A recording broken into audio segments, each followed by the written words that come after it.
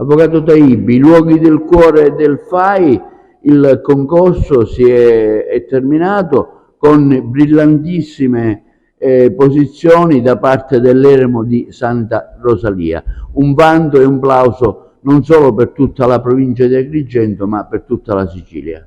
Sì, certamente, è un risultato storico anche per la delegazione di Agrigento perché ha raggiunto il quinto posto nazionale e il primo in Sicilia, sono stati raccolti oltre 36.000 voti. È un luogo del cuore che anche gli italiani in generale hanno votato perché è un luogo che mette insieme arte, cultura, spiritualità, natura e quindi io spero che possa partecipare poi al bando che proprio ieri è uscito e quindi possa in questo modo vincere anche una somma che permetta un restauro, così come un restauro siamo riusciti a ottenere alla Scala dei Turchi nel tempo, oppure al Santuario del Santissimo Crocifisso. Tanti sono i beni che anche nell'Agrigentino hanno aggiunto più di 2500 voti e che quindi possono partecipare al bando. Io voglio ringraziare tutti, e in particolare ovviamente il Comune di Santo Stefano e il Comitato Luoghi del Cuore, oltre a tutti i volontari, e augurare a chi parteciperà al bando le migliori fortune. Altri luoghi particolarmente votati, quali sono stati?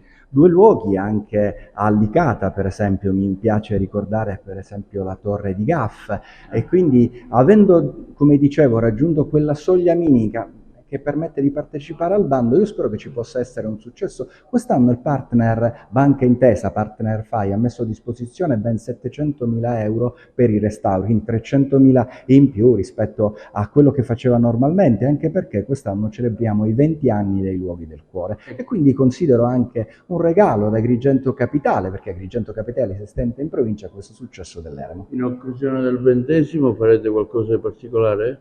No, abbiamo comunque voluto ricordare questi 20 anni, uno dei protagonisti, come voi sapete, è anche la Scala dei Turchi, perché la Scala dei Turchi col progetto Liberare la Bellezza che ha seguito il FAI è riuscito ad abbattere 2 immobili, senza dimenticare, come dicevo, il successo dello scorso anno del Cristo Nero a Siculiano.